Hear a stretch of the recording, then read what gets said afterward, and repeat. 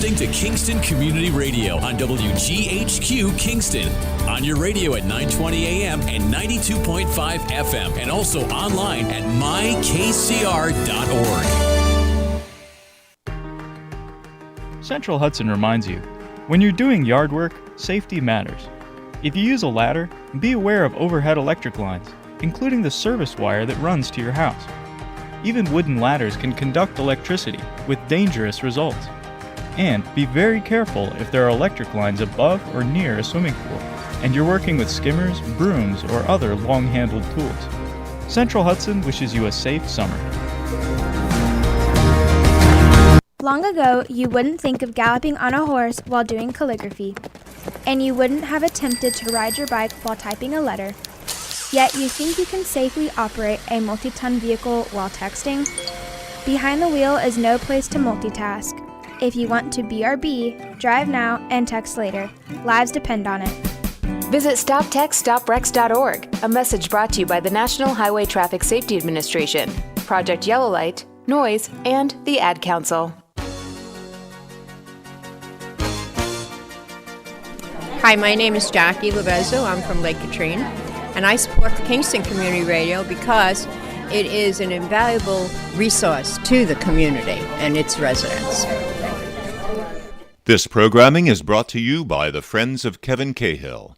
As a strong advocate of local broadcasting, Assemblymember Cahill urges you to support Kingston Community Radio with your time and donations. Your contributions keep KCR vital and on the air at FM 92.5, AM 920, and on the web at mykcr.org. Please join Assemblymember Cahill and send your gifts of $10, $25, or more to Kingston Community Radio, Post Office Box 4364, Kingston, New York 12402. Together, let's keep KCR alive. We're on. Good morning, everybody. This is Hugh Reynolds and my sidekick, Mario Catalano, and this is Mario and me. Or is it me and Mario? Good morning. Good morning, KCR land. We're happy to be back. And, as you know, we talk politics. You Reynolds, was and continues to report on local politics for quite a few years, 5 decades at least. I have been involved in politics and was the former county Republican chairman, so even though he's the Democrat here and I'm the Republican, we try and set a good example for those of you out there who are partisans, because we manage to get along and respect each other's opinions. Although I'm thinking of maybe picketing his house or trying to shut down his lawn maintenance. Don't or you do something? Just something to agitate me. I can't do that to you. You live in a gated community, don't you? Unless I have a shotgun. Oh.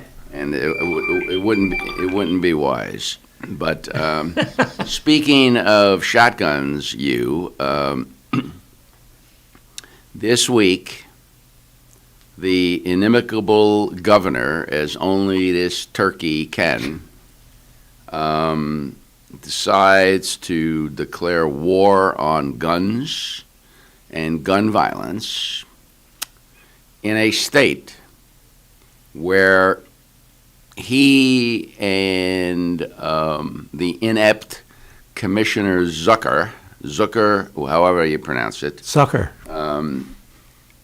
killed, whether inadvertently or accidentally or just incompetently, killed over 15,000 people in nursing homes, and he's going to declare a war on guns because maybe a handful of people have been killed by firearms.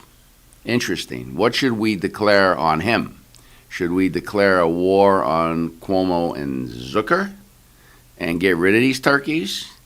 Maybe we should have a turkey shoot All right, come on. Enough of the turkeys. Comparing the pandemic that killed hundreds of thousands of New Yorkers, most of them elderly people, the majority of them were older folks, including the 15,000 that you cited, and comparing that to gun violence, which is a serious issue, but nothing on a par. There's no comparison between these two situations. If there's a dozen, unfortunately, if there's one, there's too many. Someone gets shot. Sure. Usually, some young man in a city setting. Children too, for that matter. These drive-by shootings are crazy. Four homicides in Ulster County. I mean, it happens. Yeah, and I think he's just he's looking for a new crusade. There's, I believe, 137 million. I don't know where he came up with this number. 138.7 million dollars that he's accumulating for this very ill-defined war. What is the war? Is it more gun regulation? Is that the answer? New York is already, I think, maybe second to California or Illinois, the most heavily regulated gun laws in the nation, and some of the worst gun violence. Yeah. Earth to Cuomo. The guys who are out there shooting up the neighborhoods are really not using legal guns. They're going to figure out a way to manage to obtain guns, whether or not you heavily regulate. And essentially what you're doing is you're regulating legal gun owners, people who are very unlikely to commit a crime with a gun. But guys like Cuomo just don't get it, and in particular, they don't get the fact that there's a very active shooting community. My sons all shoot, and they do competition. They go to ranges. One of them hunts. This is all, in my opinion, healthy activity, and making it more difficult for them to purchase a firearm. I mean, they're not, and ammunition. This is just not in my opinion. I think you're right. He's trying to get folks to forget his performance with some of the crazy stuff that he did during. But let's look at the political side of this. He's quite obviously driving his base, which is standard politics now, and it drives to the left and it drives to the right. He held a fundraiser in Manhattan, I believe, the last week or the week before, pretty much invitation only. $10,000 a ticket. 10,000. But you didn't get one. I didn't get one either. Yeah. But people lined up. It's sold out.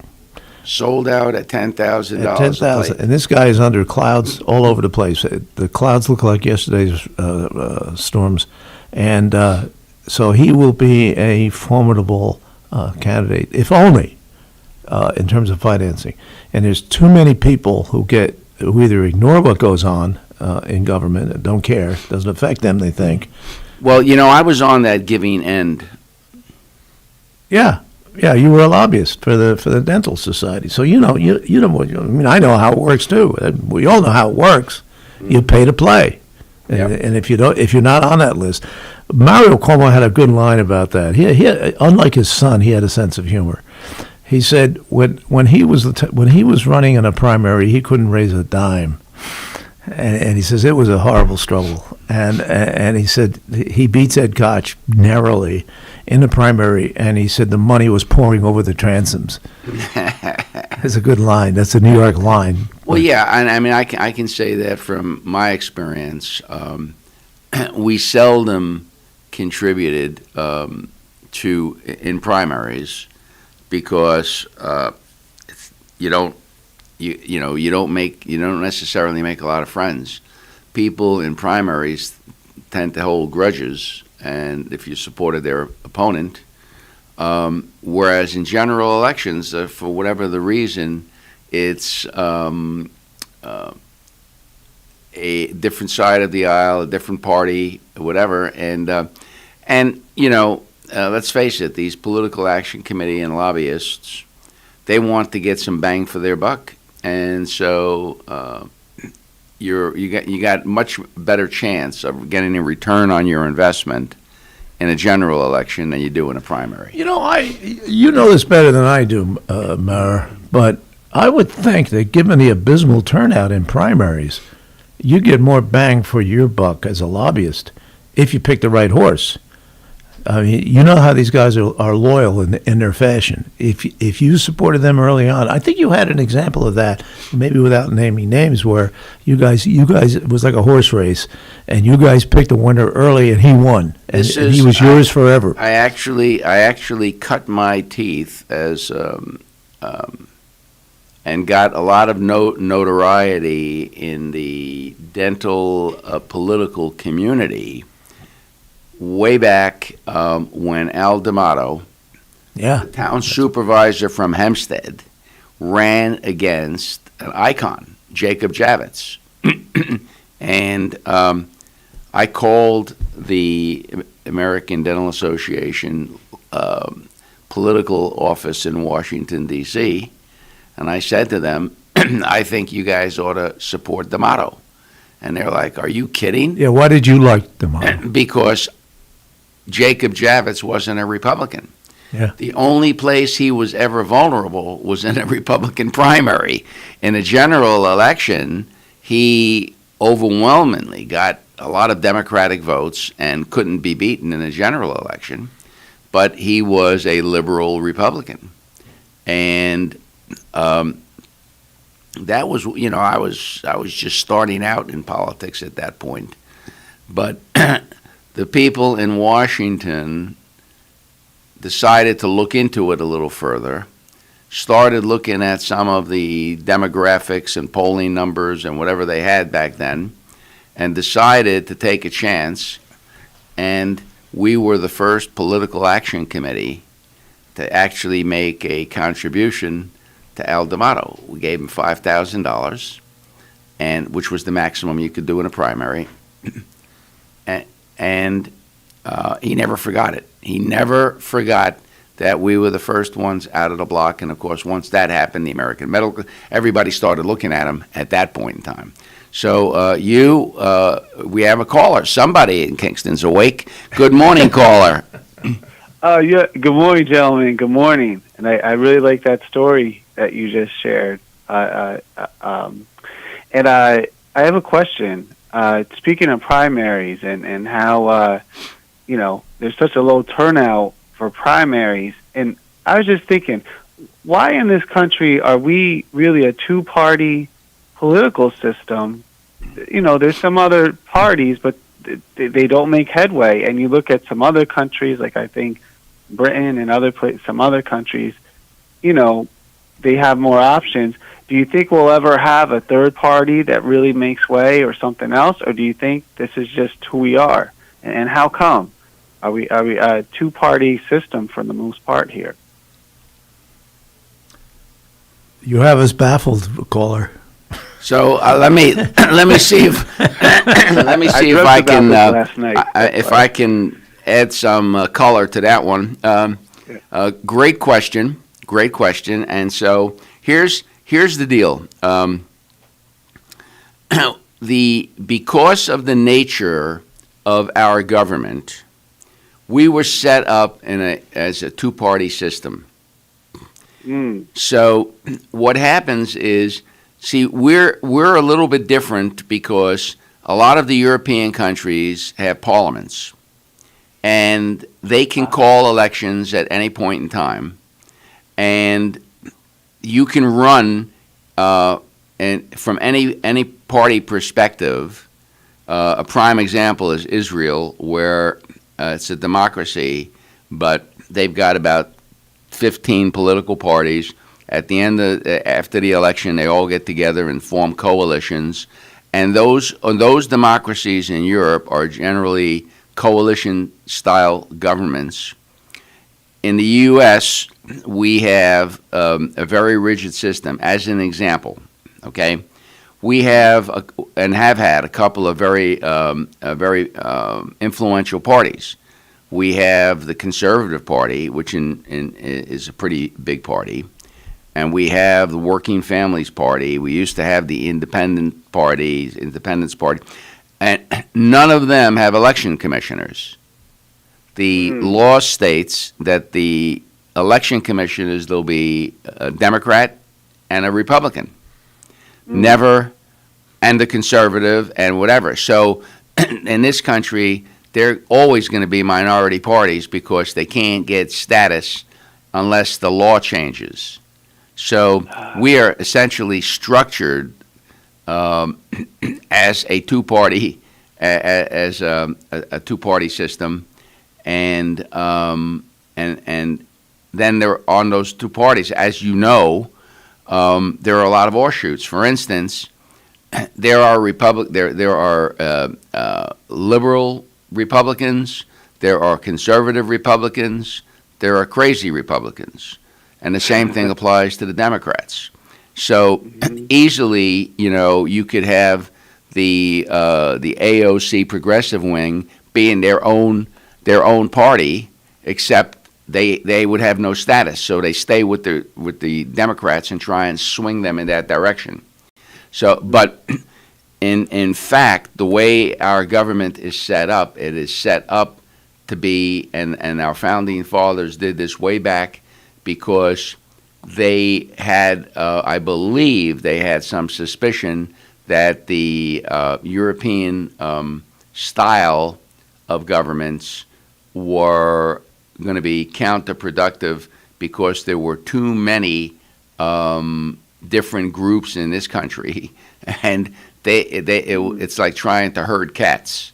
So they decided to go with two parties. They gave those two parties essentially carte blanche to run the government, and that's the reason that from my perspective, anyway. And from my perspective, listener, the Constitution did not provide, didn't even mention a two-party system.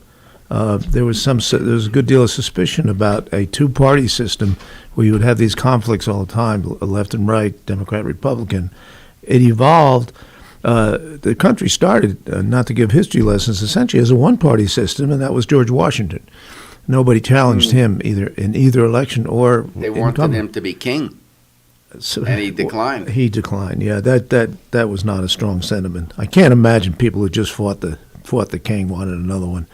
But it evolved into the through the constitutional process. It evolved into the Federalists and the Anti-Federalists. So you had these two factions that became parties, and they evolved over time. I believe the real Democratic Party dates to Andrew Jackson, which was a populist party. Party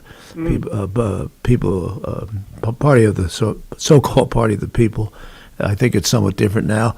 I think in modern times, though, caller, we could be even more fragmented.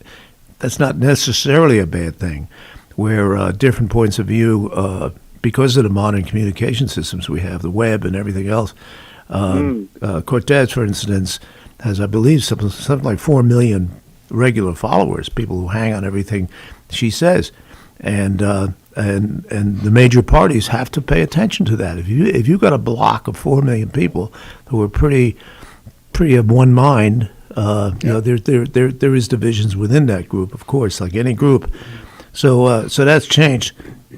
I'm not sure the parliamentary system would work in this country. I can't imagine having elections like they do in Israel or England, for that matter. Whenever they want. Whenever you feel like it, whenever you get a crisis, like the COVID. As soon as you don't get a vote of confidence. Yeah, and that can come pretty easily. The COVID crisis that came might have, in a parliamentary system, might have created a whole new government to deal with it. So it's pretty complicated. And let me add that you're right. And what happens is when you start to form a splinter party like the Tea Party started, they had no place to go. They couldn't get ballot lines and whatever. The only thing they could do is get involved with Republican politics and win some primaries, and they're essentially in this country forced. these other parties that could eventually evolve into splinter parties are essentially forced back into the system, and they have to pick sides. They have to either go Democrat or Republican, and that's why, and so it's self-perpetuating. In this county, I think that the second leading party, a group block of voters, are non-enrolled voters. They're not enrolled in any party. Which is, is obviously their preference, but they allow 200 and something people, like they did in the city of Kingston, to take Dave Donaldson out, because if you counted the thousands of non-enrolleds in that district, they never had a say, and that's kind of giving up a very basic right. Yeah, that's why I enrolled, not to cite myself, but about 10 years ago in a very close mayoral election in a primary. I think it was settled by 10 votes. Yeah. Out of thousands of enrolled Democrats. My vote didn't count at all. Couldn't even vote. And in the general election, it doesn't matter much. We're going to move on, caller. Thanks for that question. We appreciate it. Mara, check your list there. We've dealt with Cuomo, I think. What do you got? Well, we started with the infamous governor and his war on guns. We discussed his fundraiser. I always like to mention that he is hearing footsteps. Letitia James is, I still think, is going to challenge him in a primary, no matter how much money he raises. And she's got the trump cards because Trump cards.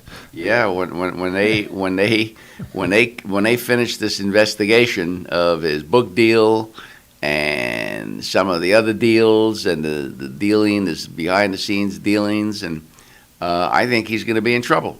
And that $10,000 a plate, so I think a good portion of that's going to go to legal defense fund.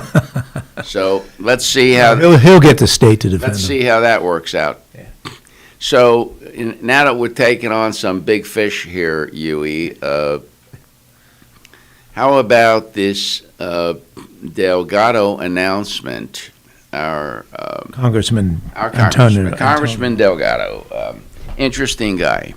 I got a challenge for anybody listening. I know that Congressman Delgado now has been in Congress for 2.5 years. Yeah, and this year he had 10 bills passed in the House, and he had 2 signed into law. That's about an efficiency rate of about 20%. And what were those bills? They're probably minor. No clue. But I mean, it's my shame on me. I probably should have checked it out. But anyway, the challenge I have is if anybody can help me become better informed, and enlighten me and let me know if it was ever a bill that our congressman voted for or against when his vote was the opposite of Nancy Pelosi's vote. That's all I want. Just if you're out there and you're familiar with the man's track record, please let me know if San Francisco actually has 2 congressmen, or if the Hudson Valley has one and San Francisco, California has one. So that's my challenge. Remember, I'm the Republican here, and I'm looking at this with a very jaded eye because I'm still waiting to find this man break ranks with Nancy on any issue, unless, he's just a clone. So anyway, let's get to this announcement because this is very exciting. We were promised by numerous press releases, Huey, that there was going to be a $900 million infrastructure project. I think it's actually over $1 trillion now. now the pork is sneaking in, and the leaders are throwing in a few pet projects here and there, and then like it adds up. the bridge to nowhere in Alaska, and then all those things. So let's just round it out and say there are about 900, let's say, billions available to be spread out around the country for infrastructure projects. And remember, a billion is 1,000 million. So that's some serious do-re-mi, as they say. It's 3 times the Ulster County annual budget. Yeah. No, 30 times. A billion is 3 times. Oh, a billion is, yeah, 3 times the Ulster County. I'm sorry, okay. And of course, this is 900 billion, 900 trillion. No, 900 billion. Okay, let's not, when you're throwing zeros around, I know. it's really hard. Yeah. So anyway, so the long and the short of it is, if you sit down and you do some math, and by way of full disclosure, there were so many zeros, I had to actually go to a calculator to figure this one out. You divide it by 435 congressmen. Districts. That means that about $200 million in infrastructure projects should come into each congressional district. On average. On average, if All things being equal. if it's shared which they equally. never are. Yeah. Okay. Mhm. And just So how much, let's get to the bottom line here, if you'll pardon that pun. How much has our congressman announced so far?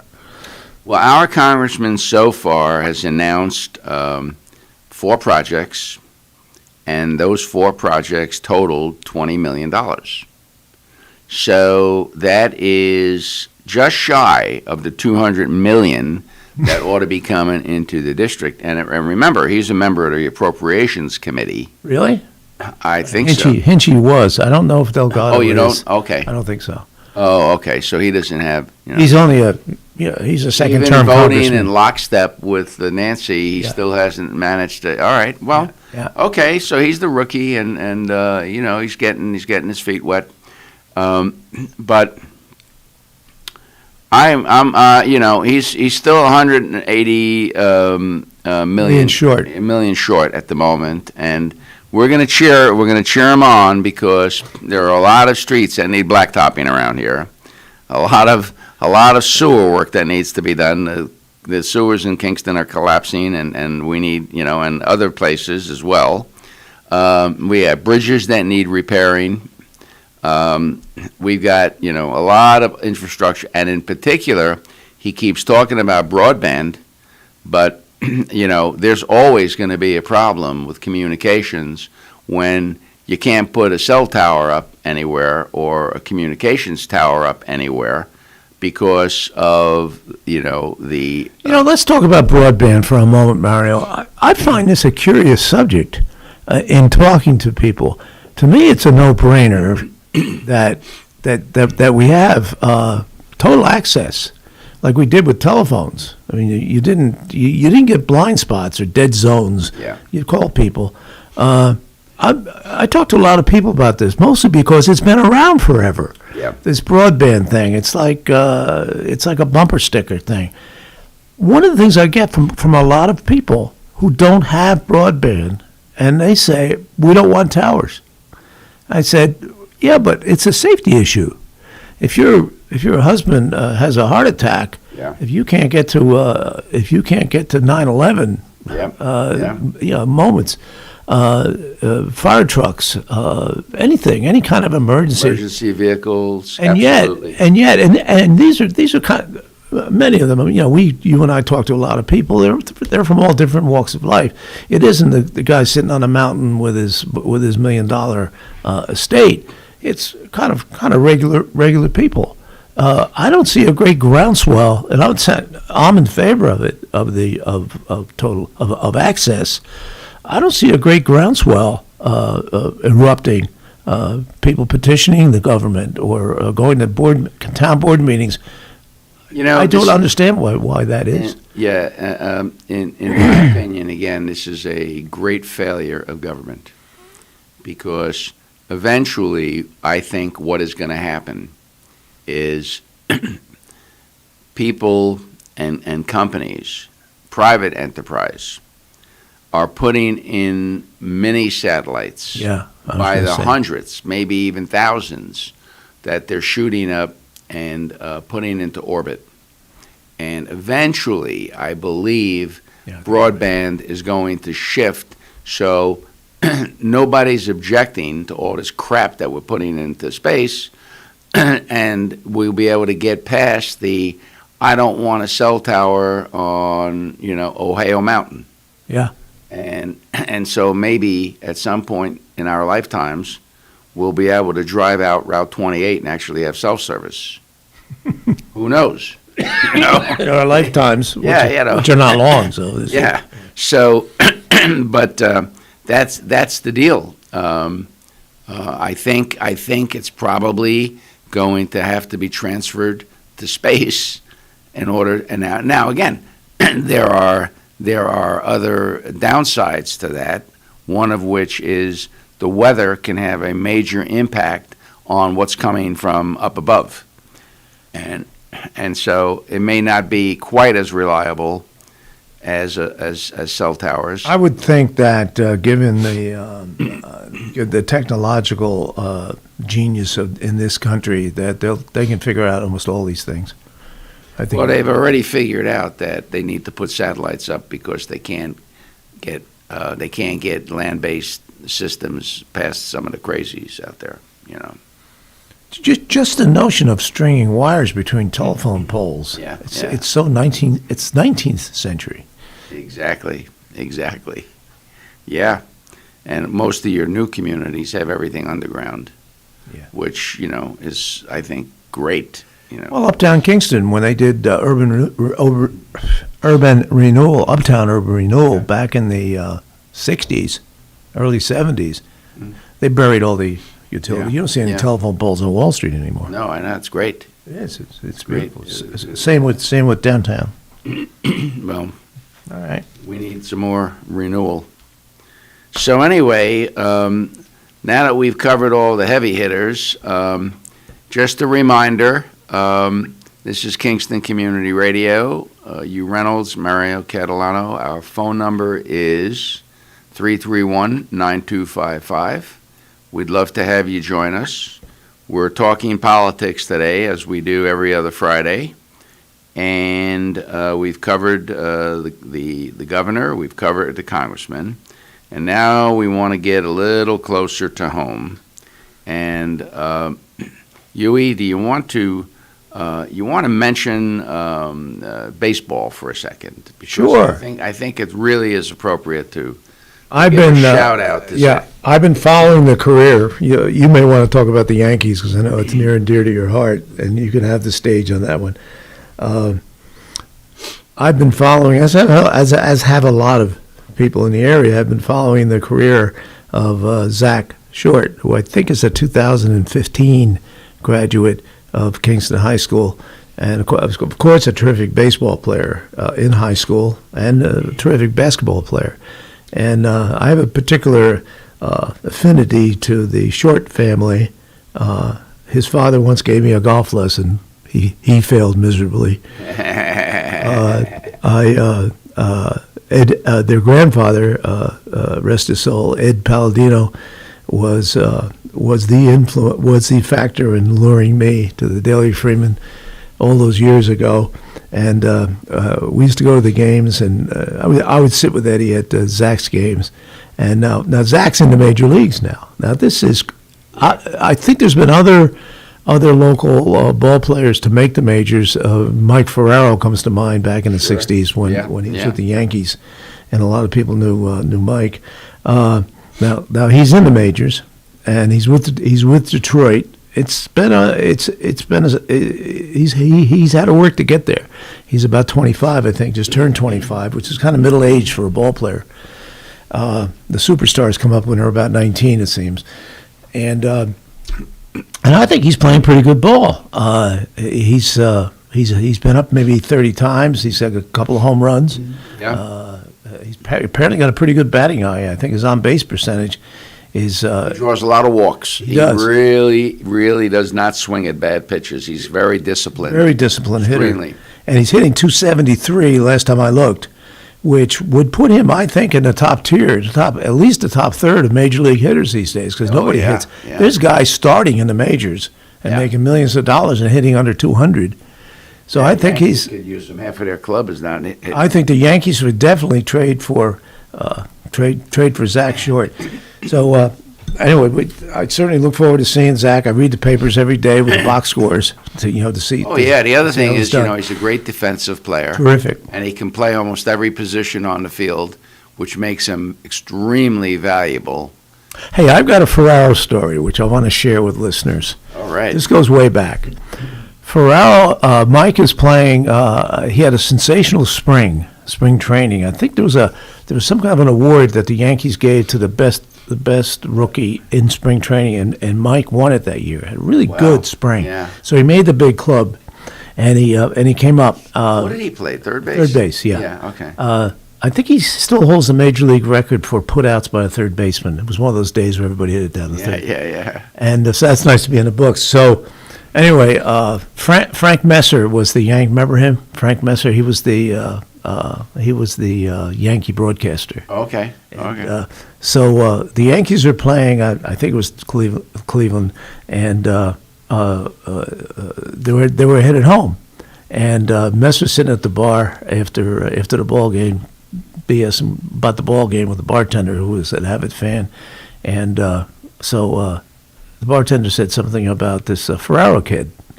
He looked pretty good at third, and Messer says to him, he says, he's from the Hudson Valley. He's a popular ball player, and they're going to have a day for him at the Yankee Stadium on Sunday when they get back to the ballpark. And the bartender says they're going to have a day for a guy who's been up for like 2 months, and he's hitting. At that point, he was hitting badly. He's on an 0 for 20 streak. And he says, yeah, but he's well known. He's got a lot of fans, up in the Hudson Valley. He says, I'll bet you, Messer says, I'll bet you a steak dinner when we come back here that they sell out Yankee Stadium for Mike Ferraro Day. So the bartender says, you're on. Well, what Messer didn't tell him, and I was there for this, was that it was Bat Day. Bat Day. They would have sold out Yankee Stadium for Mario Catalano. Exactly, yeah. And so the bartender looks at the box scores. It says 52,500 people. Wow. It's a great story. That is a good story. And it was Mike Ferraro. Mike Ferraro. Mike Ferraro. They also gave out bats. Oh, that's good. That is cool. Yeah, we had a whole bus. A couple of buses went down, and we had box seats. It was a great day. Well, I'm in mourning for my Yankees right now, and I don't know if I've ever mentioned this or not, but I grew up in Brooklyn. We were the only Yankee fans on our street, and we had no choice because my mother's oldest brother, my uncle Jack, was a man about town, and he and the Babe used to go out drinking. So he was good friends with Babe Ruth, and he would get us tickets. Wow. To Yankee games. He would take us. We had no money.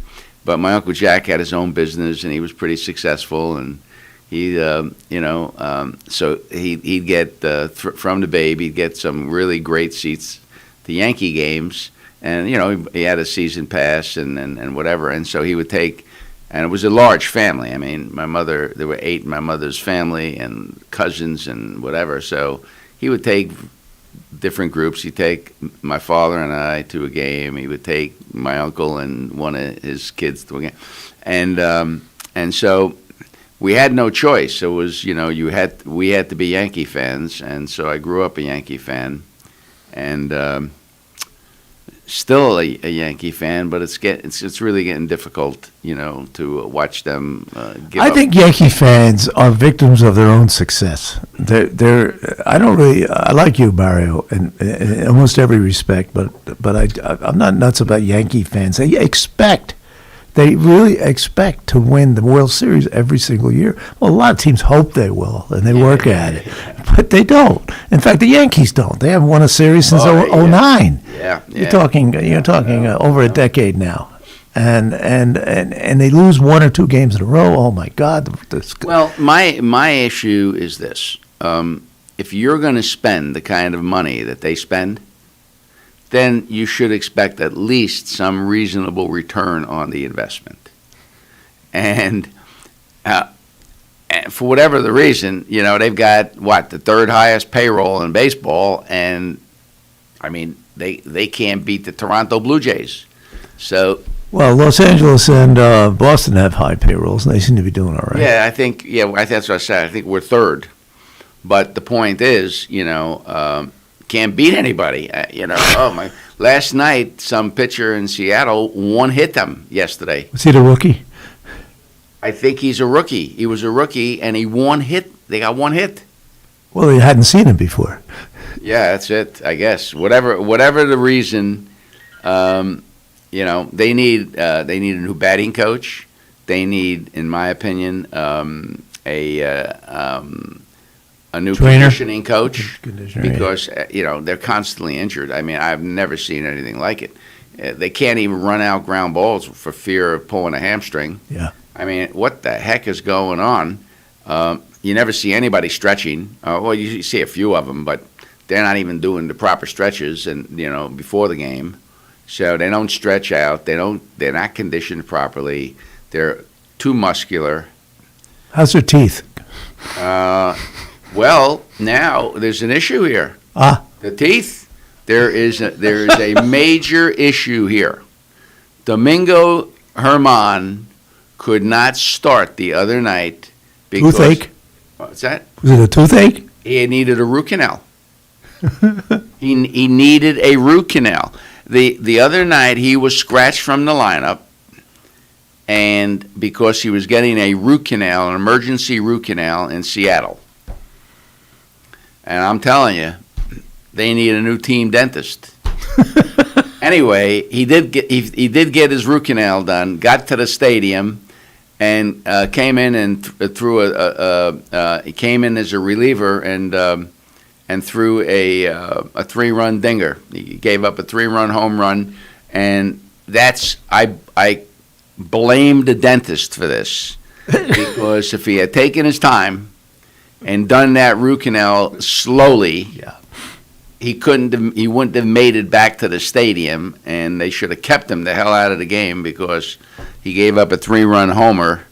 Now again, granted, he was probably in a little pain, and they may have had him on some meds or whatever, but most root canals these days are totally painless. With the new technology, you don't even know they're done. So I guess he's a victim. The Yankees were a victim of the new technology. He was actually able to have a root canal come back and throw an inning and give up a 3-run home run. I've heard of lame excuses before, Catalano. That's the worst. The guy had a toothache. The guy was scratched for an emergency root canal. You can check what was written about it, and I'm telling you, bad teeth. I'm looking at the smiling face on page 1 of the Daily Freeman of Paul Padalino. I'd be smiling as well. I would be smiling if somebody would pay me $230,000 or $200,000. Wasn't Kingston High School one of the lowest rated high schools in the Hudson Valley? Weren't we like number 46 out of 60 or something? I think worse than that. Oh, the lower 10%. 56 out of 60. Yeah, it was pretty grim. Well, they probably gave him that raise and that extension because we weren't last. Like Warren Buffett always says, the key to a successful marriage is having low expectations. And, that's probably also the key to a successful school board. If you set your expectations low enough, the superintendent looks like a superstar. I can't agree with that, but let's just, I think these are handsome salaries, but they're within within the range that Yeah. superintendents, and it is the biggest school district by far in the county. The thing that struck my eye in this article was Padalino's pledge to the board, as it were, that he would have 100% graduation by 2024. So this is the incoming freshman class, if not the sophomore class.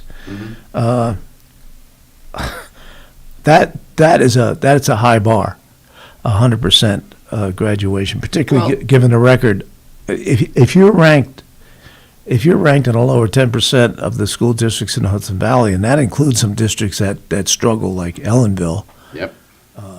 and so forth, to get to 100%, it's he indicates it's going to be a long haul. Though I don't see them. I'd like to see them get there, but he's talking about a different way of teaching. I think they call it phonetics at the lower grades, so that the youngest children get to read earlier and better. So that's the foundation. If you can't read, you can't. Absolutely. You can't do the job. So I think the 2024 might have been a typo. It's probably 2034, because these kids are in the second grade. Exactly. Exactly. Teaching. If anybody has any light they want to shed on that deal, the Padalino contract extension, etc., we're at 331-9255, Kingston Community Radio. Give us a shout. Love to hear. Usually school board stuff can generate a lot of angst and anxiety, people with opinions. So who knows? Maybe we can shake out some callers here this morning. Yeah, people with opinions, few of whom seem to vote in school board elections. Yep. Well, guess what? We got have a caller. Call. See, you mentioned school board and bingo. Good morning, caller. Welcome. Good morning. Good morning, gentlemen. Good morning, gentlemen. So I think that the goal of 100% graduation rate, I mean, that's certainly a great goal. But there's a lot of reasons why a kid may not graduate. And it may not even have to do necessarily with how do they learn how to read in the beginning years. There's a lot of factors, particularly during teenage years, from home circumstance, sure, to mental health, to other things like that. And so in this plan or this goal, this approach, I should hope that they're looking at other aspects of a teenager's life that potentially would keep them from being in school or graduating, because I think it would have to be a comprehensive approach in that respect. I wanted to make that point. That's a good point, caller. Great point. You know, one of the factors that a number of school districts have discussed but haven't adopted is the notion, not the notion, the fact that teenagers, the schedule that they're on now, the roughly 8 to 4, is kind of counter to their the reality of a teenager's sleeping habits. These kids go to school at 8 o'clock in the morning; they're still half asleep. And there's been a lot of study on this, obviously, and that the schedule should be more like 10. I would have liked to have slept in until 9 o'clock in the morning when I was in high school, but more like 10 to 5, when the kids are alert and they're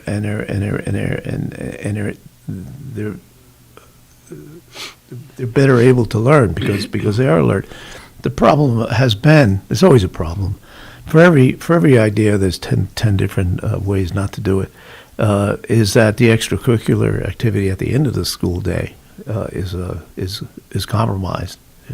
Sports and again, I'm completely ignorant on the subject, but Don't the hours have to be negotiated with the teachers union as well?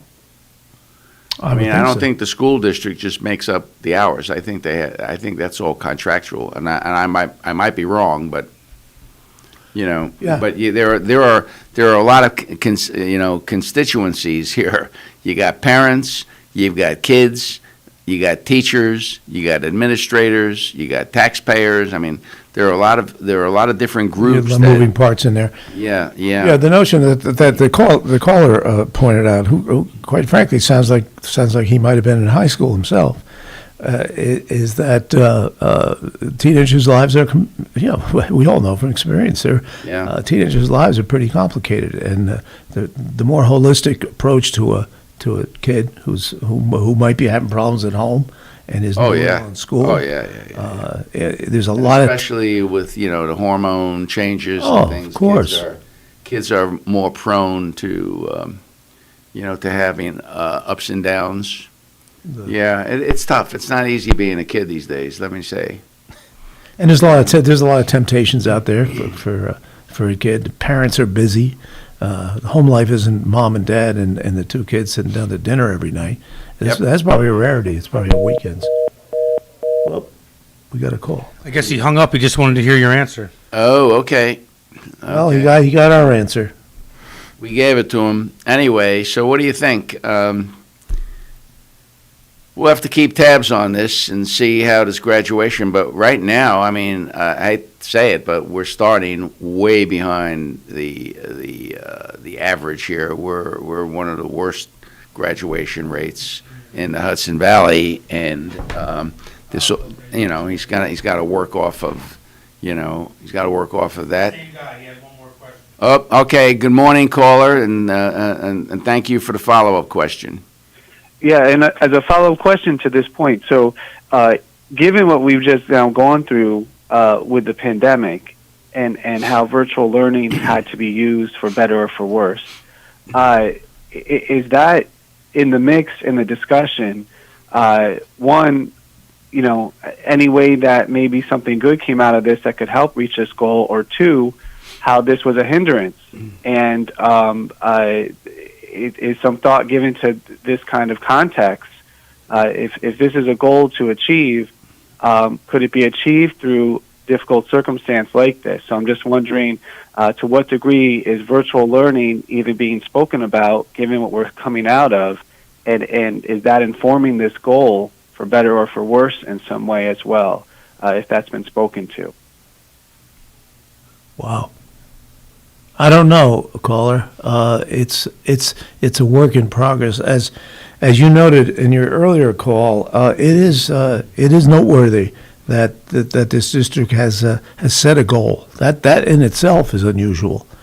Because if you don't reach your goal, then you're putting your neck on the line. Yeah, you're putting yourself on the spot, and you could be criticized and worse. Maybe he expects to retire by then, so he's setting a goal and figuring on his way out the door. It would seem to me that while the goal of 100% certainly sounds nice and isn't that great, it may be more practical to have a goal or goals defined differently as a benchmark of success that would be more tangible and practical, that could get a kid to graduation, right?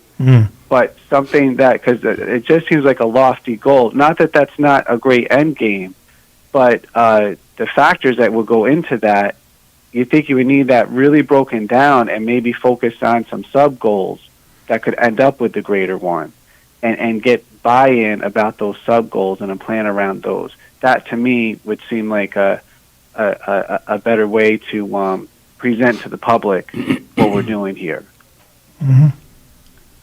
I think that one of the things that's missing from that Article U is any type of relationship and context to how many districts, is there even one in the entire Hudson Valley that has 100% graduation rate? My guess is there are none. which means the newspaper and the Board of Education was sold a bill of goods, because I'm sitting on that Board of Education. I'm thinking, well, this sounds good. We just gave this guy, a big bump in pay. We just gave him a contract extension, and he's going to promise us the world here. But somebody's got to call him out and say, all right, so how are you going to do this when no other school district in the entire Hudson Valley can do it? And now all of a sudden you start to realize that this may be just a little touch of, Politicking. and I thought one of the missing. feel-gooding and I thought one of the missing elements in this story, and it's checkable enough, is that what is the graduation rate now, and what hasn't been for during his tenure. Yeah. I think it's been either flat or maybe worse than that. Yeah. I think with that point, I think a better goal to define would be we're going to increase from our current graduation rate. We're going to increase by a certain percentage, or that we're going to have students, excelling in science or math, or break it down where it's more about we're going to show improvement that can get to that graduation rate. That seems more tangible and practical to get to an end game. And so it just seems that the 100% is just a very lofty idea. I'm just surprised that wasn't broken down in the beginning of how would you get there. Well, thank you, gentlemen. Yeah. All right. Thank you for the call. We call that pie in the sky, where I come from. And the problem is that, nobody asks the tough questions. Newspaper doesn't ask the tough questions. The school board, they're probably half asleep at the switch, and they're just listening to this guy, pontificate, and he's going to do this and he's going to do that, and nobody says, hey, listen, can we have a reality check here? You're at 60% right now. How the hell are you going to get to 100% in 3 years? And, and this is where you are. You're number 56 out of 60 districts or whatever. And, and instead, they jump all over this, I'm going to graduate 100%. And that's the excuse to give this guy a big bump because if you did it on performance, he should actually take a pay cut. Well, we don't know that yet, Kat. So let's revisit this at a later date. Let's get some school board members to call in and explain themselves. Can you name 5 of them? I can't name one of them, and Shaughnessy. Well, they're like the hidden 7. How many are there? 9. 9, I think. Oh, they're 9. Okay, yeah. Well, they're the the blind 9. The unknown 9. The blind 9. The blind 9. Yeah, I like that. That's good.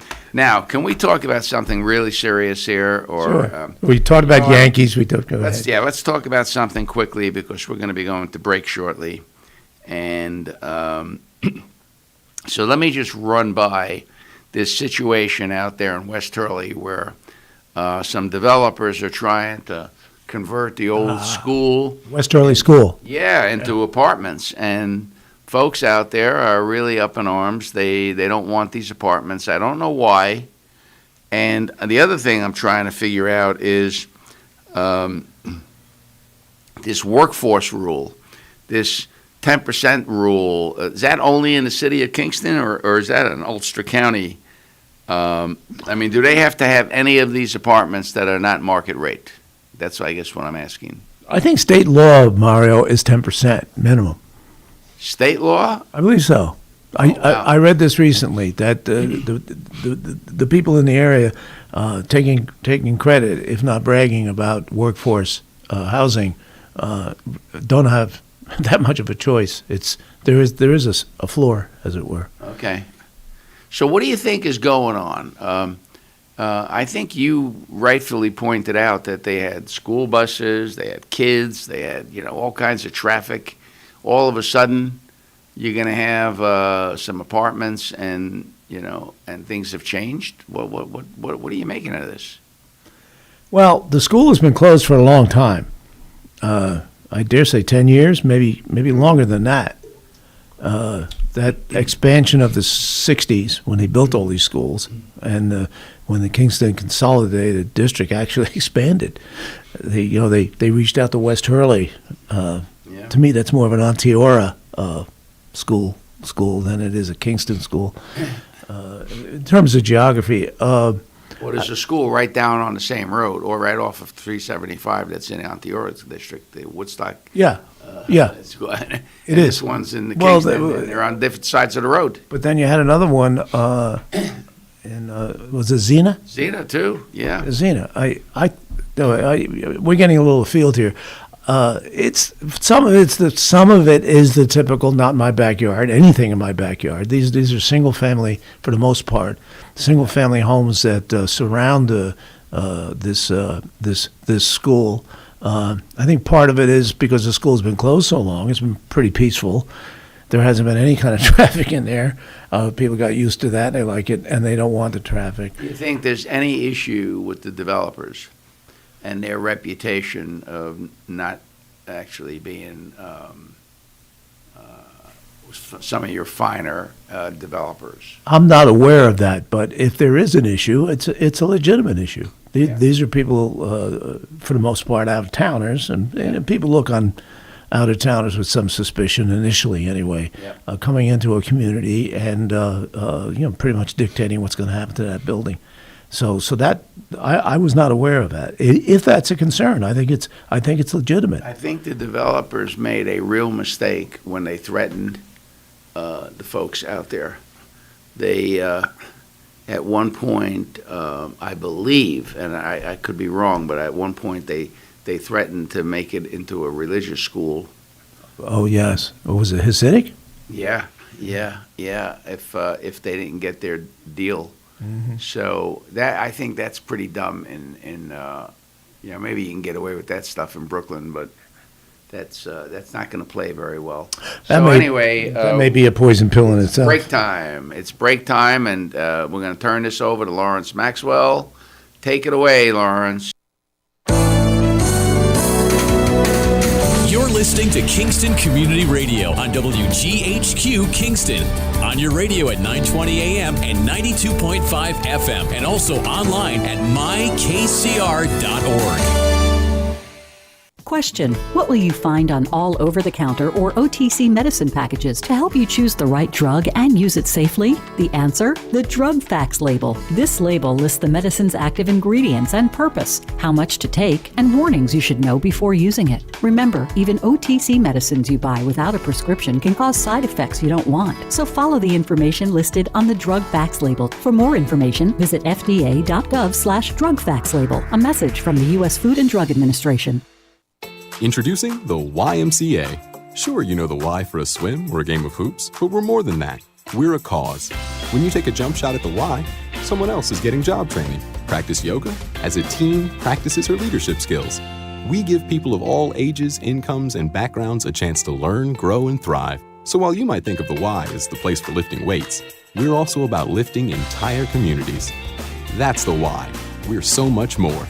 Visit ymca.net/more.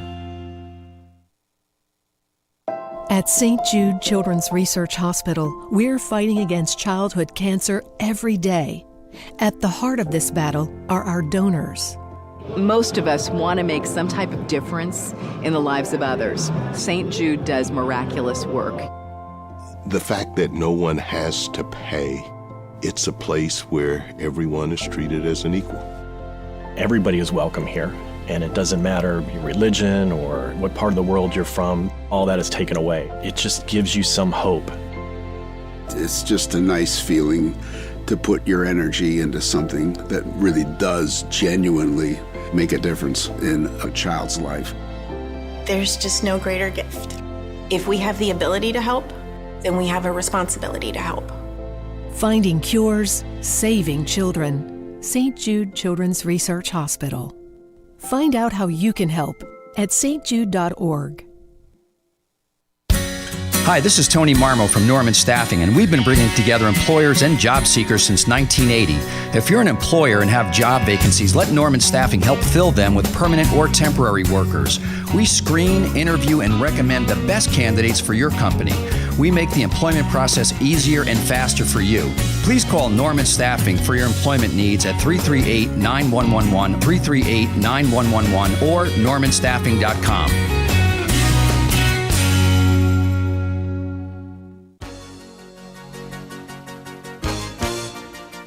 Hi, this is Jim Quigley, supervisor of the town of Ulster, and I support Kingston Community Radio, and so should you.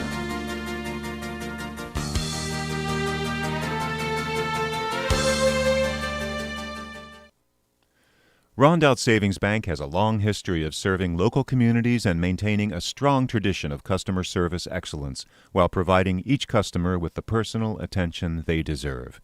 Rondout Savings' approach to community banking puts you and the growth of your business in the front of everything they do. They're a different kind of bank and would like to tell you why, so please reach out to one of their expert business bankers for an appointment and let them show you what they can do for you.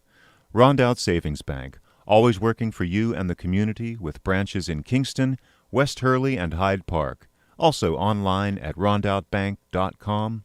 Equal housing lender, member FDIC. Hey, you want to say something about...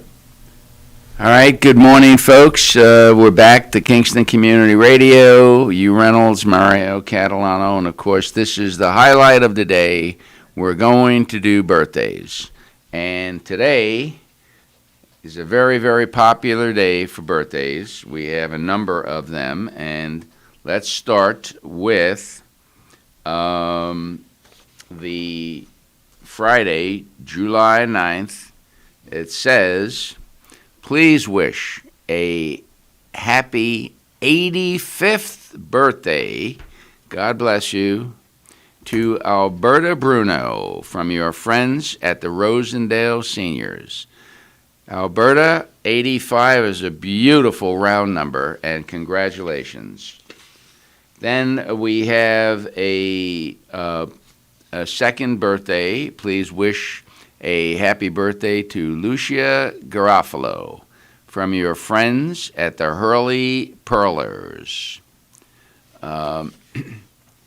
We have another birthday wish to the 85th birthday girl, Alberta Bruno, from your friends and family.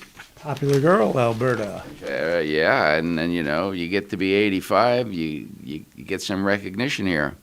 And then we have, please wish a happy 58th birthday to Philip Karsten from your friends and family, Mom and Dad, your siblings Karen and Steve, Tim and Kathy, Aunt Paula, all the nieces and nephews and greats. So, Phil, everybody in town seems to be wishing you a very, very happy birthday, as do we. And finally, we have a happy birthday wish to Gay Jansen from your friends at People's Place. We hope you enjoy your special day. Now, we have a lot of competition this morning, and the winner of the famous Boyce Dairy Milkhouse Cow Pie for July 9th is Alberta Bruno. Congratulations, Alberta. And you may pick up your birthday cow pie at the Boyce Dairy Milkhouse at 62 O'Neill Street in Kingston. The cow pie comes to you courtesy of Kingston Community Radio and the Boyce Dairy Milkhouse.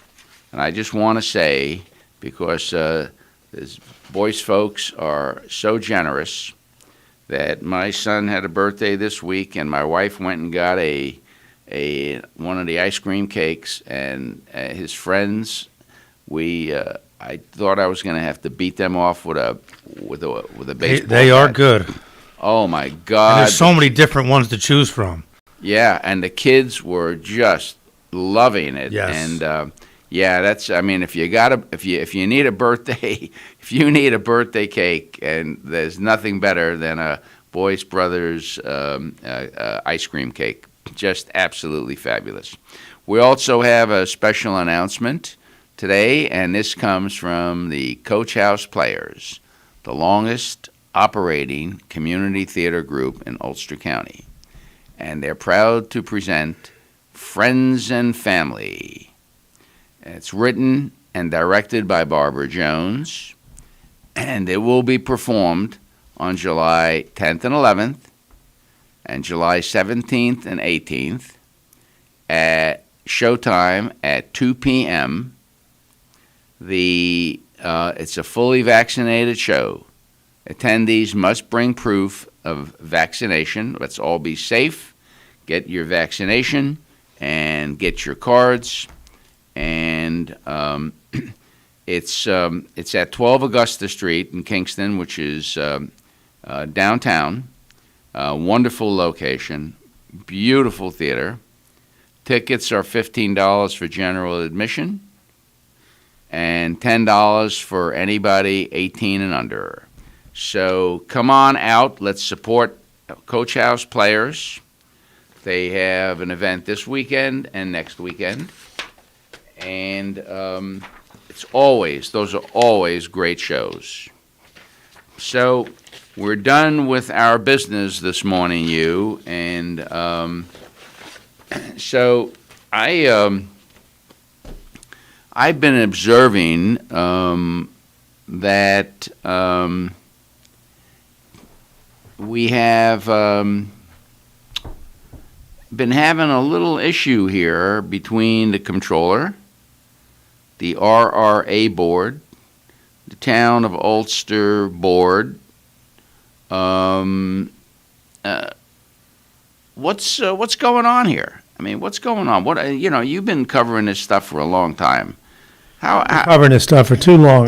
This struck me. It's starting to firm up a little bit now, but the initial volleys between the legislature chairman Donaldson and the comptroller Gallagher struck me as a bit of a soap opera, with accusations and innuendos and suspicions flying back and forth. Can you give a little history for those who are listening in case they don't read the Daily Reg? The comptroller sought to audit the RRA's contract with the county regarding the controversial compost production at the Resource Recovery Agency, and they have expanded that considerably. I used to get my dirt from a lawn from there. It's great stuff, and very reasonable. If you could find a friend with a pickup truck, you could load it up for about $20. Wow! And you can consider it for your garden. And this is good. This is good, solid stuff. This is food waste. Yeah. And so it makes good compost. It makes wonderful compost. Stuff grows that you've never seen in your yard before. So they wanted to expand that as a way for two reasons. The main reason was to recycle this food rather than shipping it out for I think $100 a ton to their to the landfill that they use out in Syracuse, near Syracuse, Seneca Falls, I think it's called. And so on paper that looked pretty good, and there were complaints and rising complaints as it expanded about the odor, but what they say, when you make an omelet, you have to break some eggs. And the comptroller got involved because she had some concerns about how I believe it was a $230,000 or so grant to fund the program was being administered. She raised some concerns about, and I think it was in today's paper, that almost half of the compost was going to a person connected, however nebulously connected I believe an employee of the RRA was A guy named Whitaker, set up his own business where he was getting. Go yeah. ahead. So he took about it said. I mean, this is not. This is tons of stuff. This is tons. He's got almost 300 tons that he's taken out of there, and I guess he sells it to local farmers, and nobody seems to know if he's upcharging. He does charge a delivery fee, and he's doing this as a business. And, the way it looks to me is somebody had an issue with this and reported it to the controller or reported it to somebody. And, you know how things happen in small towns. Somebody whispered in somebody's ear. All of a sudden, the controller's in the middle of this. And what did you think of the response from the RRA when the controller asked for the information? I was, quite frankly, I was amazed by it. What if there's nothing going on? I think the controller is very insistent about this. Although I don't think school's out on this decision.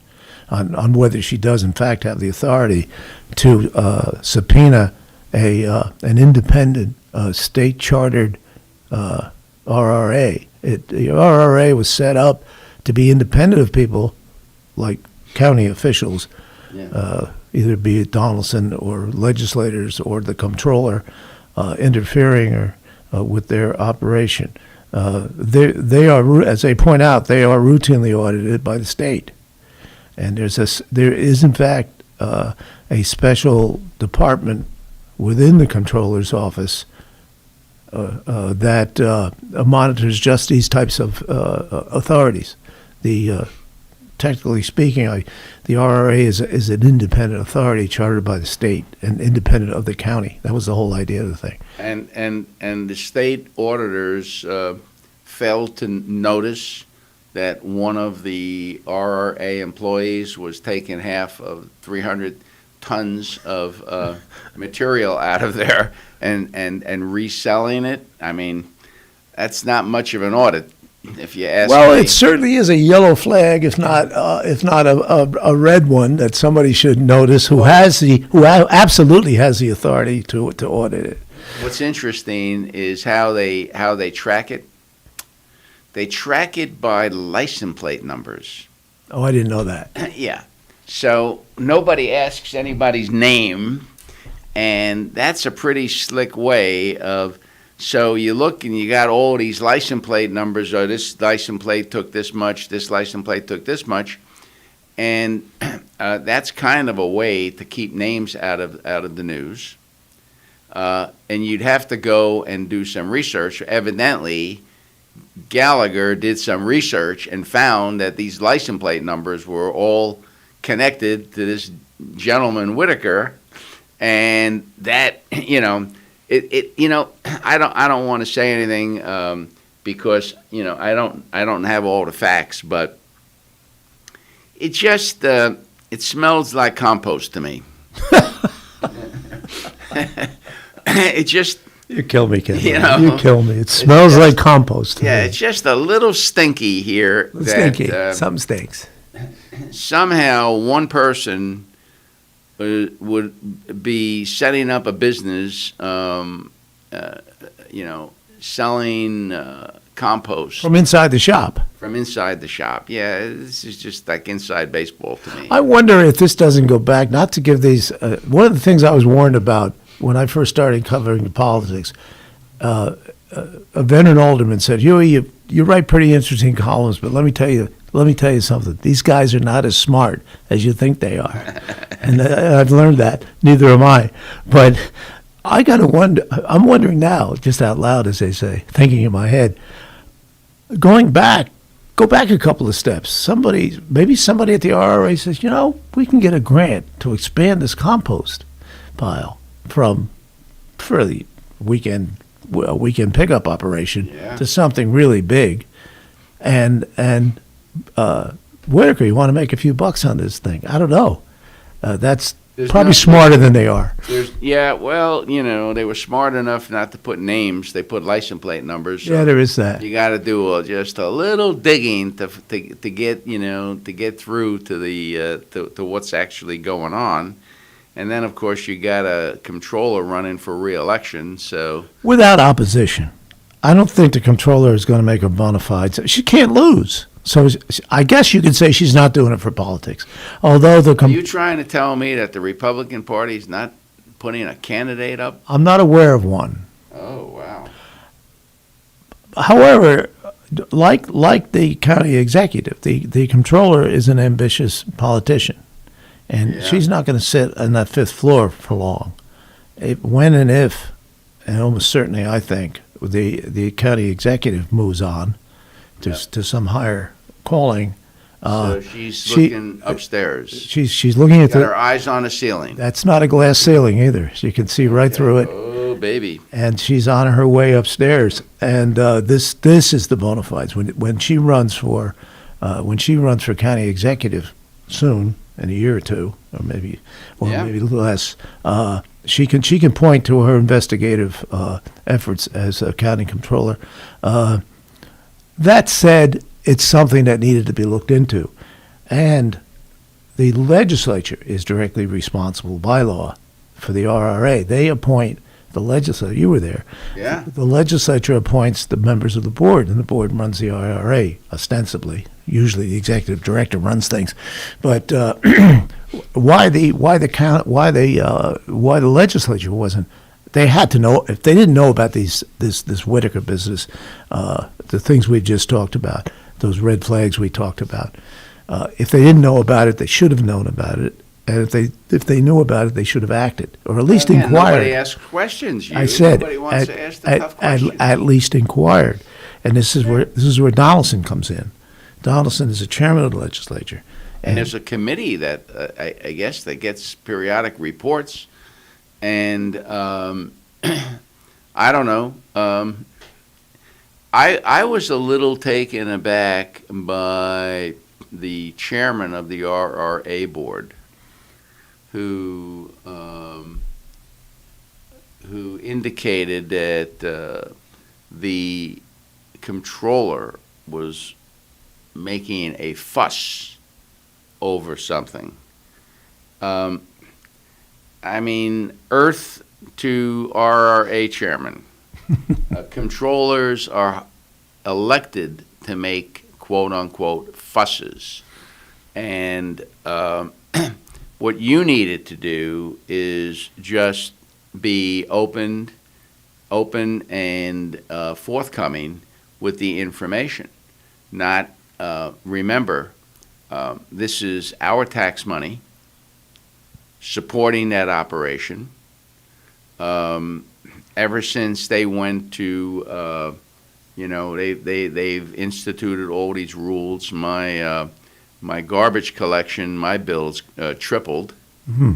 All right, so we're all paying these taxes indirectly because, in my opinion, that's just a tax. Tax on a service, and that's a hidden tax. But I've got to pay X number of dollars to Waste Management to pick up my stuff, and they have to dispose it, and et cetera, et cetera, et cetera. So why don't we're all in this together, and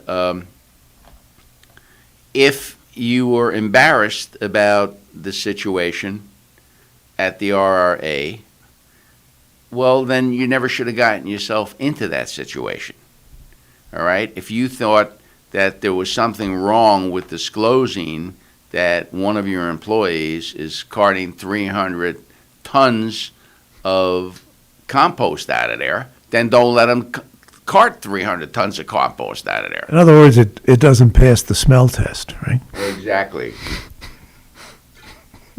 And why couldn't Gallagher come up with that line? This she did say something that she and I differed about. Not Okay. something. She and I discussed this and we had a pretty, I thought, open, frank discussion about it. Mm-hmm. She's like that. I like that about her as a public official. She's forthcoming. She referred to Donaldson's activities, supplying the comptroller with the information that he had, which I thought he had a duty to do, but she took some umbrage with that. Essentially, she wanted it directly from the RRA. She didn't want it secondhand. I believe that's the sense of her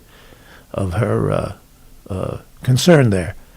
She used the word that for Donaldson to do that, to do what he has done.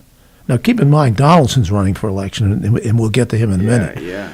For Donaldson to grab a couple of page one headlines with his differences with the comptroller, she called that dangerous, a dangerous precedent. And I was taken aback by that immediately. I said, dangerous? You're calling the chairman of the legislature dangerous because he's inquiring, or he's attempting in his ham-handed sort of way, he's attempting to assist you in your investigation. And she simply reiterated what her point was. But I thought that was an exaggeration. Oh, yeah. Well, it's so typical that when a politician's wounded, yes, boy, they lash out at you. Oh my God! So she's she's calling the guy dangerous. He's wounded. She doesn't expect him to be back, and she's now going to pander to the Rising Star and his group of zealots who are slowly but surely taking over the Democratic Party. So she's got to play to that left-wing gang. Well, she's very much part of the left-wing gang. Yeah. I think she's the leader. I wouldn't call it the left-wing gang. That segment of the party, which is on the rise, obviously. Yeah. She's a big part of that. She's what they call a progressive. Touching on Donaldson for a moment, as kind of wrap this up. He is running for re-election, and he has announced that he will staying on the ballot. He's on the ballot. He's got a good government. I think he's called the Good Government Party, which he it's self-created. With that happens all the time. Wisely self-created. Yeah, because that kept him on the ballot. Yeah, he would have been out. He wasn't primaried for the Good Government. Now, Donaldson has, I think, demonstrated in his primary that he doesn't have a lot of street cred left. And I think part of that is neglect on his part. I think Dave got fat and comfortable, and probably unquestionably mailed it in the primary. He got 190-some votes out of 2,400 Democrats in his district. Wow. And the guy, will be for the next 5 months, the chairman of the legislature.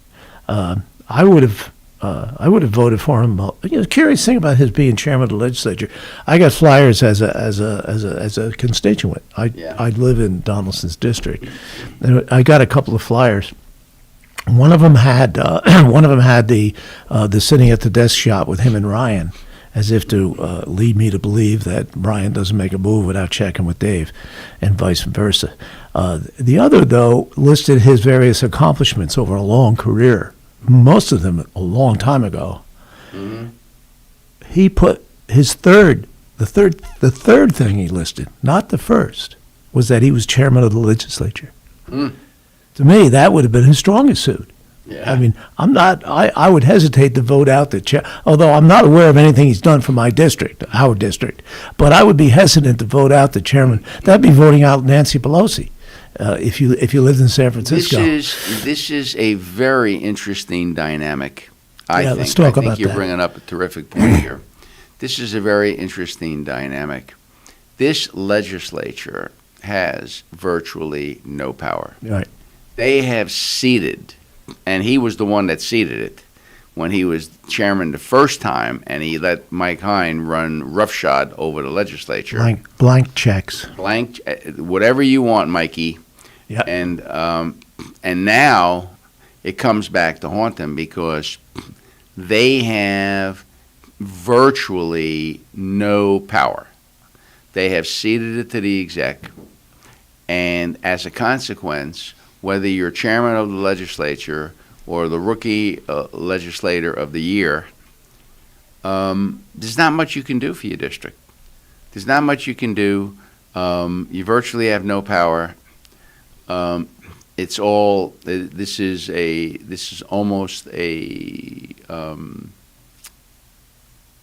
I wouldn't call it a dictatorship, but it's certainly a strong. It's an oligarchy. Yeah, it's a strong executive form of government where the legislature, as you said, dials it in.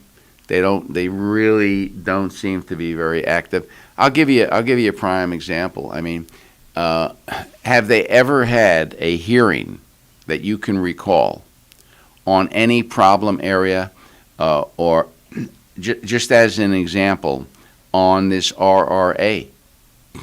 They have subpoena power, believe it or not. They have the right to have a hearing. I just question whether or not they even want to work. I mean, I just think they just kind of go along to get along. And I don't see much happening there. You never virtually never hear from individual legislators. I mean, I was on the legislature. We had people that stood up and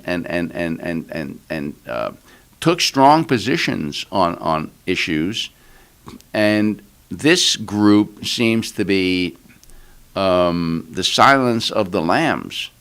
I mean, you know, it's absolutely astounding that when I look at their body of work, I just wonder, what are you guys doing? What's happening here? Plastic bags. I mean, garbage.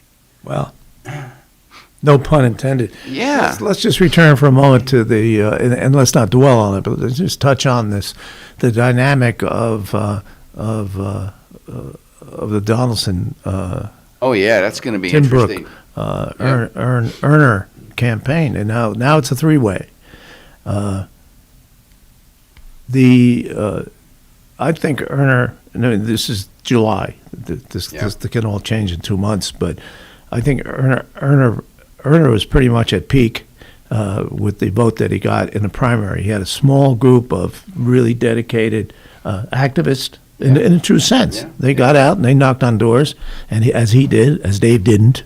They got out, knocked on doors, talked to people, and he's popular in his own circle. Did he walk the whole district, do you know? It's not a huge district. It's a third of the city. It's a midtown district. Come to your house?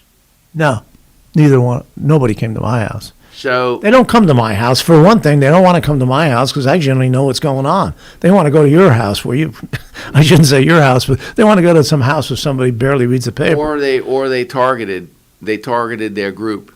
Well, that'll do it too. And so what happens is in the general election, a lot of non-enrolls get the vote. Yep. And that's going to be very difficult to target.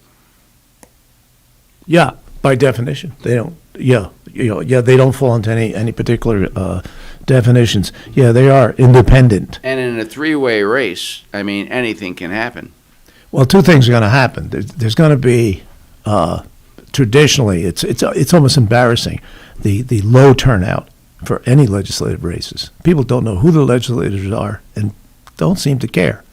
And the legislators are fine with that. As you point out, they can hide in the weeds, get elected for about 10 terms, and then collect their pensions. Okay, there are 3 legislators in the city of Kingston. Do you know the names of all 3? Because I don't. I only know 2. You know, my memory's not what it is, but okay, I'm not sure. That's my point. There's a guy named Abe. Yeah, Abe Uchitel.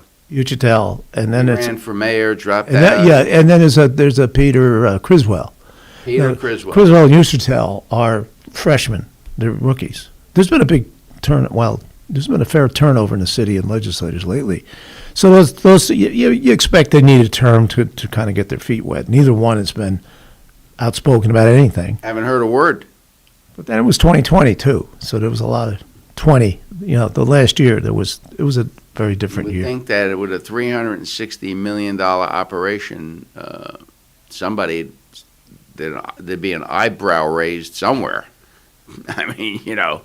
Well, the operation is run by the executive, not by the legislature. Exactly. The legislators running for re-election primarily because they all say the same thing. I don't know if they get in a room and agree to this, but they say that we are the policy-making body of the government, and we hold the purse strings. Neither one is true. Exactly. The executive makes his policy through the budget, just like Andrew Cuomo does. And as far as purse strings, 99 point something of the executive's budget. Let me finish. The 99 point something of the executive's budget is unanimously approved by the legislature. So there go the purse strings. And then we come back to what we have here. I think that there's just too many of them.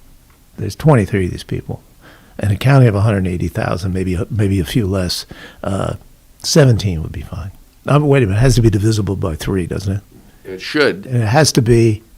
The rocket scientists who set this up did not make it divisible by 3, which made it, instead of a 2/3 vote to override a veto, they actually need a 74% vote to override a veto. That's how dumb these folks were.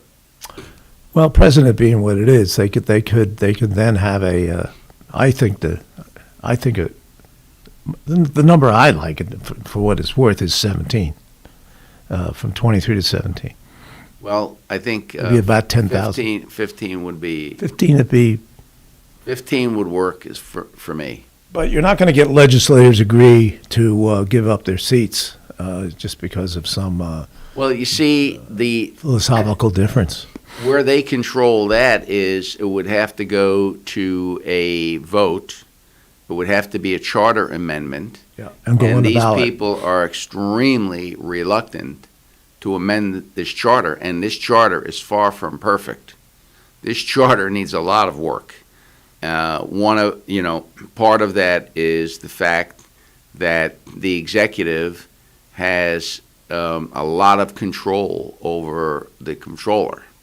As you saw with Hine and Auerbach, when Hine didn't like something and cut Howard and just slashed Auerbach's budget and staffing and rearranged things, and that should never be allowed. If you want an independent controller who is beholden to only the taxpayers, that has to be in the charter, and that provision was awful. I mean, I don't even know how this thing. Because it's not independent. The controller is not independent. This controller cannot take on this executive if they still want to have an office and a secretary. They could have nothing. They could be sitting in the basement. The executive. Move her out of the fifth That's floor. how much power the executive has. All right, what do we got here on the agenda? We got 4 or 5 things to get to. Well, the one thing I thought that we should mention that we failed to mention earlier is the Immaculate Conception Bazaar. I was going to mention that. Well, come on, man, mention. Like so many other things, it was not. I don't know if they did it in 19, but they definitely didn't do it last year. Yep. And that's an annual event in Kingston that is a midsummer gathering for one of the best. It's one of the best. The food is terrific. You get to see your friends and neighbors you haven't seen for a while, and it's a the new priest down there is he's loved. Yeah, he's Father loved Merck by everybody. Yeah, he's good, and I pray for good. Pardon it. I pray for good weather tomorrow. It's on tomorrow from I think 5 to 10. I think it's on tonight. 5 to 10. I'm not sure. So it's definitely on tomorrow. But you can, folks out there, this is a don't miss bazaar. Just check on the website, and I'm sure all the hours are listed. And on the same, let's give Saugerty's Car Show a shout out. Oh, is this weekend the car it's show? This weekend. That's a great show. Oh my God! Yeah. The Syracusano boys from. They do wonderful community work. They are bastions of that community. Yeah. I think one of them's on the show here on Wednesdays with the Saugerty's group and. Okay, so they'll be plugging it.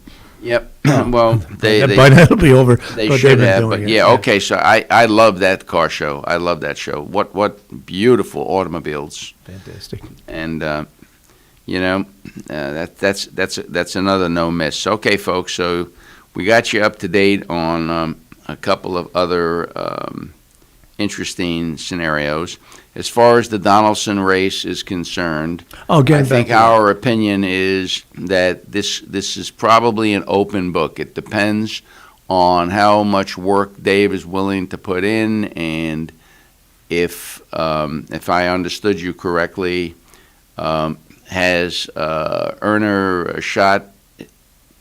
His Erner is the Democratic candidate, and he's on the line as the Democrat. So those who blindly vote Democrat, they're just going in there and pulling the lever. Yeah, they have no clue who the hell they're voting no for. clue.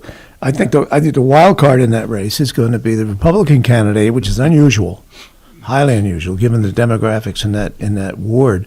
In terms of enrollment, the demographics I think would probably lean toward the Republican candidate who is give me her name. Timbrook. Yeah. I can't remember her first name. Timbrook's a young black woman, just getting involved in politics. If she goes door to door and if she works at it, she can be a factor, and it could very well happen that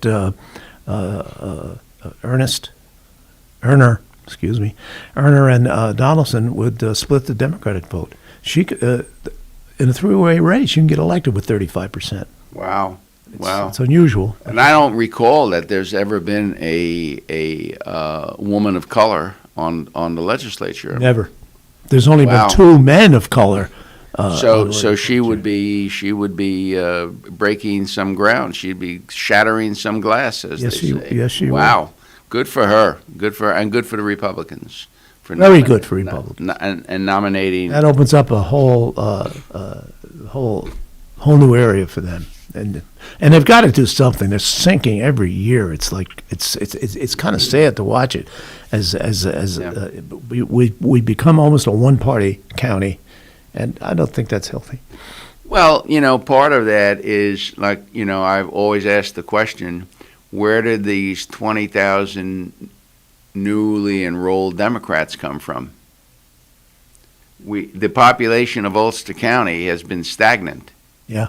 So the only way you could increase your enrollment by 20,000 is people who are already living here change their enrollment to Democrat. I don't know if that happened. I don't want to go. I don't want to go anti-Trump here, but the last 4 years, I think the Democrats recruited or attracted a lot of independents and maybe a few Republicans that came over because they didn't like what was going on down there. So that's some of it, I think. All right. It isn't all those New York City people. Okay. But there are quite a few of them. No question. Who have decided that they want to vote in Ulster County. So they actually don't become residents of Ulster County, so they're not counted in the census, but they can vote here. Well, college students aren't counted in the census as being here, but they vote here. Okay. And as a consequence, there's no connection between the census rolls and the voting rolls. So you can say, I want to vote in Ulster County. I'm an Ulster County citizen, but when the census people come around, they're sending you your census form to your New York City address. And there's no cross-checking, and I don't think the census figures are available to cross-check. So that's what I think happened, is why we got so many new voters, but not so many new citizens, because they got counted. Remember, the census sent out to your last known address, and so those census forms were sent to New York City, but those folks are saying, well, I'm actually an Ulster County resident for purposes of voting. That's what I think is going on. That is the only thing I can account for, to have 20 or 25,000 new Democrats and not have a population increase at all. We had nothing. Anyway, we have a caller. Good morning, caller. Good morning. It's a unique opportunity for me to ask this question to very high-powered brain trust of our area. The question I have, and this issue is going to continue to bubble up, the use of those electronic machines for tabulating voting. It's going to come up time and time again as there's some question of the hackability of those voting machines. And what I wanted to pick your two brains is back in 2019, there was that very highly contested election for district attorney of Ulster County. And there was a blip, not unlike the blips that were reported on November 3rd in the presidential election. And the blip was someone got injured while they were tabulating, and there wasn't a Dominion voting machine employee on the site, and he or she might have been the one who had an accident or sprained ankle. Is that an accurate statement? Yeah, that person was taken to the hospital, and apparently the whole state, they shut down the Board of Elections and followed the guy to the hospital. Mm-hmm. Yeah, that's true. That's highly unusual, and I'm not making an accusation, but it's going to come up that whether we should go back to a more traceable voting system and not use electronic machines, which are connected by modems to the internet. And the local people, when I talked to them, said, "Oh no, they're not connected." No, they're all connected. Electronic machines can be ghosted. I have experience in this area, so. What I'm saying is, every time I see a close contested election, and then I see somebody taken to the hospital or the shutdown, was there any insinuation in this area that there could have been sleight of hand? I heard of none, and I know the guy who was taken, and he's a Republican. He's actually a Republican committeeman. So he had no axe to grind either way on that race because he's a Republican committeeman in the town of Ulster. Yeah. So what my understanding was that Kavanaugh was ahead in the machine election count. day election day voting, and then the question, it's I'm not going to make any accusations, but what I'm saying is. Now there's a lot of complaints about the district attorney's office and so on. Clegg was not as qualified and so on and so forth. I just want to point out, I appreciate you guys allowing me to raise the issue and maybe as we go down the line we can continue to debate whether we should get rid of electronic machines in tabulating the voting. So that's my call. Yeah, thank you, caller. Let me just add that the two-party system has its checks and balances, and they watch each other pretty carefully. And in an election like that, which was settled by fewer than 100 votes out of about 40,000 cast, you can be assured, I believe, that both sides were watching very, very carefully for any skullduggery or someone trying to take advantage or breaking an ankle or what have you, and that if there had been something going on, and there particularly for the Republican candidate, there was a career on the line. Kavanaugh had worked his whole life to be district attorney, like his father, so I don't think he would have let the slightest hint of impropriety go by the boards. He would have challenged it probably in the courts. So I'm confident, based on that was, however close, a fair election. I agree. You got to remember, Kavanaugh was outspent by about 4-1. Massively. George Soros Yeah. sending in $500,000 million on a district attorney's race where he allegedly didn't even know the person he was supporting, and that's tough to overcome when you have a 20-something thousand vote disadvantage, and then you're outspent 3 or 4-1.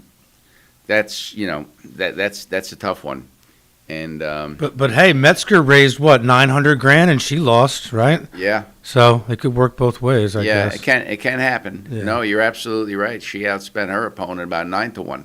Yeah. And but she made a real big mistake, and with that agricultural bill, she had the farmers up in in pitchforks.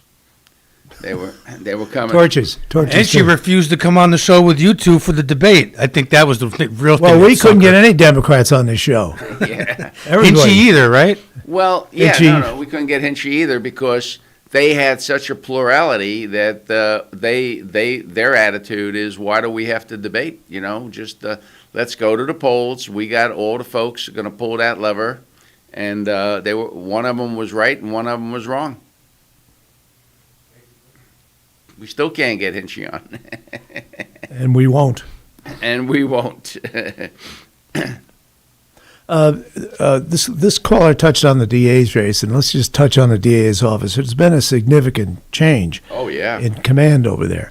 And that the chief assistant district attorney, which was Kavanaugh's job 2 years ago, Joan Van Loan, highly respected prosecutor, administrator. I think it's Katie Van Loan. Excuse me, Joan Van Loan's.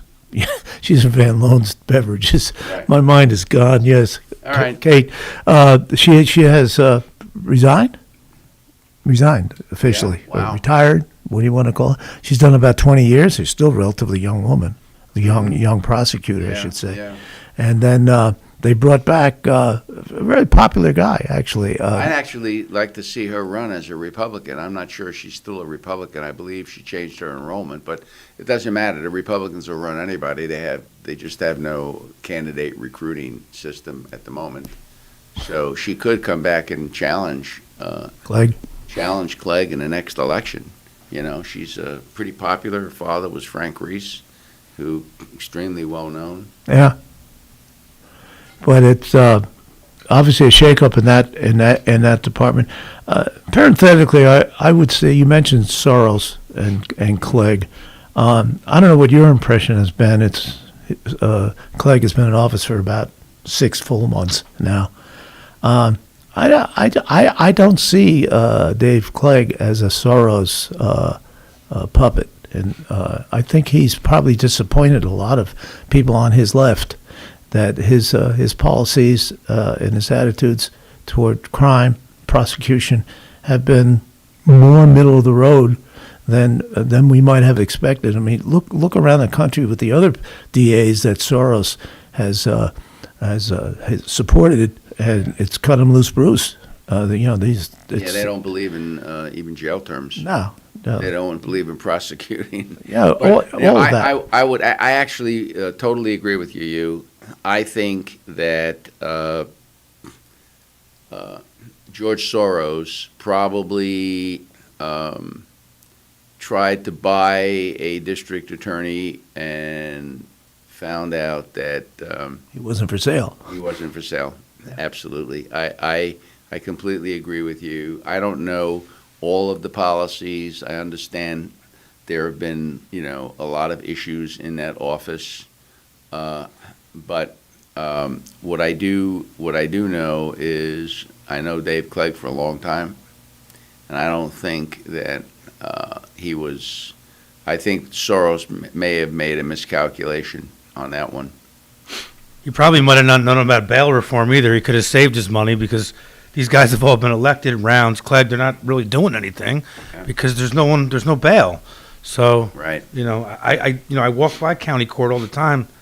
It hasn't been in session maybe half a dozen times since the COVID restrictions have been banned. I mean, you used to see stuff in the paper every day about, people getting tried and, all that stuff. It's all over. And I think another thing, too, is the county judge isn't quite as liberal as they were expecting.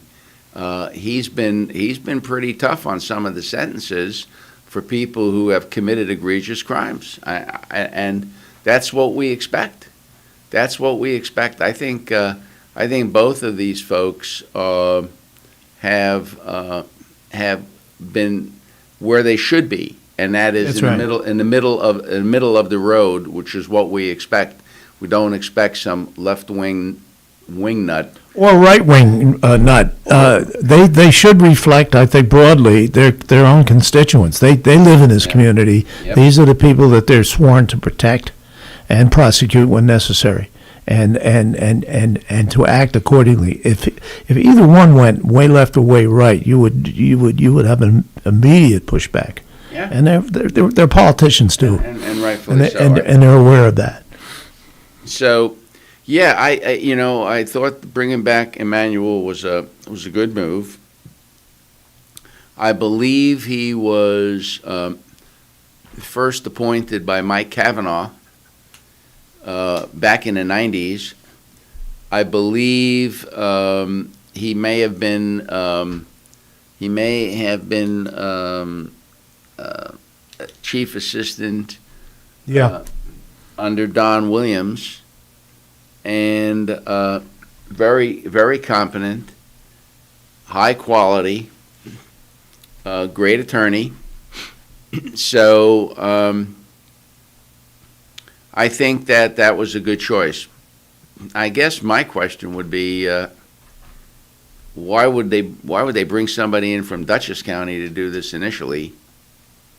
If he was available, but. I think some of that had to do with Clegg's inexperience. It could have been played up more during the campaign, and it might have made a difference.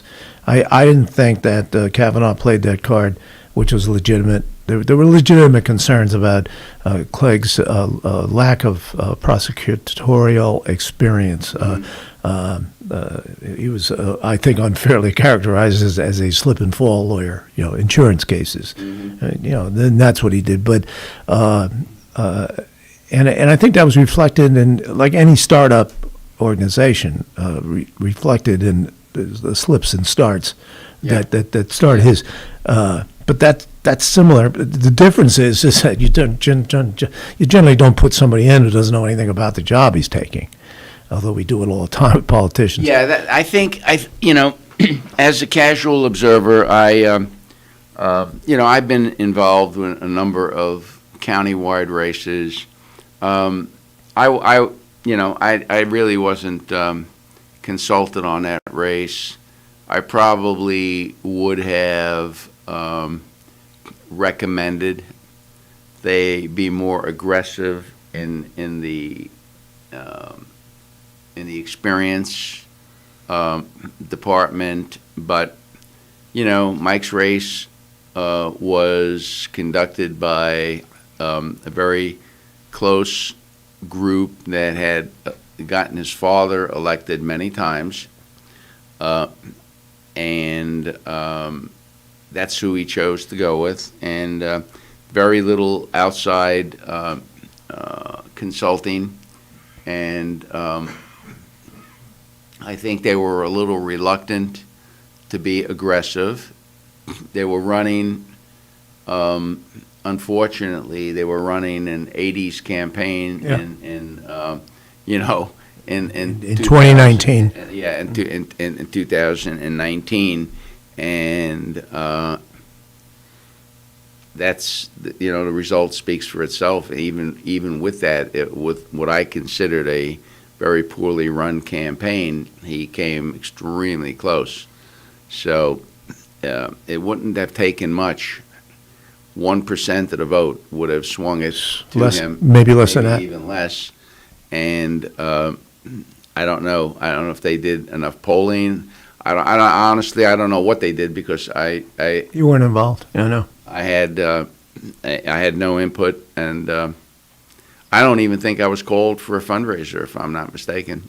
I'm just astounded. So Kavanaugh really had 3 strikes against him. He was outmaneuvered, he was outspent, and he was out enrolled, and he still finished within a half percentage point. Exactly, because again, that experience factor, a lot of people were aware of it, but just not enough. I understand, not to talk personal about Kavanaugh, who I like, and as I liked his father, that he seems to be pretty happy in the private sector now. He's making a nice living with Joe O'Connor. I think he's with Joe O'Connor's firm. He's making a nice living, far more than he would have made as a district attorney. People don't realize how much these attorneys, these good quality attorneys, give up for public service. For public service. I mean, they just don't. It is significant.